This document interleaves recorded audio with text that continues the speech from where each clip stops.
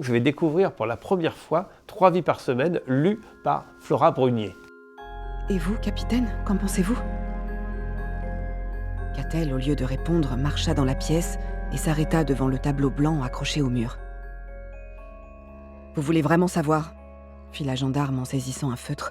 Toujours très impressionnant d'entendre les mots qu'on a écrits, dont on se souvient très très bien, puisque voilà, je viens de terminer évidemment l'écriture de ce roman, et de les voir interpréter le sens du rythme, des dialogues différents, avec une voix un peu différente sans que ce soit trop marqué, le suspense déjà présent.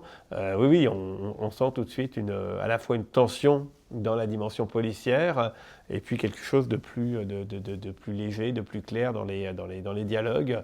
Donc voilà, donc tout ça est évidemment toujours très, très impressionnant. Si l'on réfléchit bien, il ne s'agit au fond que d'une équation à 3 inconnus.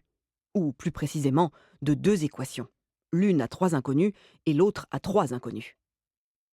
Elle traça sur le tableau 3 croix et 3 ronds et relia chacune des croix à un rond différent.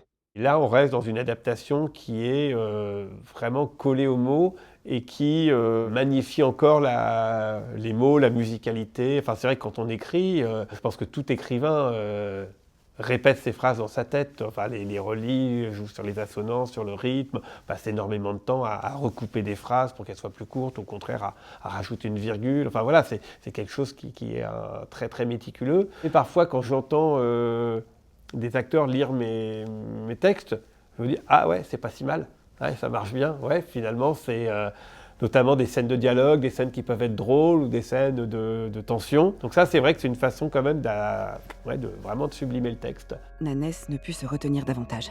« Vous vous souvenez de Milana ?»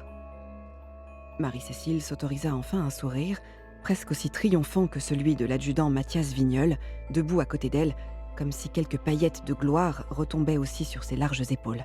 « Milana Duval ? Oui, j'en ai un souvenir assez net, parce que je n'étais en poste que depuis quelques semaines, je pense. » On est tout de suite happé par l'histoire, on est happé par les personnages. Enfin, les personnages prennent une réalité, le suspense, la tension, etc. prend une vraie réalité par les intonations. Donc oui, donc il y a une immersion qui se fait. C'est assez joli parce qu'en fait, on est vraiment à mi-chemin là pour le coup entre la lecture et le fait de regarder un film, d'être guidé quoi là, parce qu'on se met au rythme du narrateur. Donc on revient à quelque chose d'assez essentiel qui est d'écouter une histoire, de s'asseoir et d'avoir un conteur qui raconte une histoire. Donc c'est quand même quelque chose qui est même plus ancien que la littérature.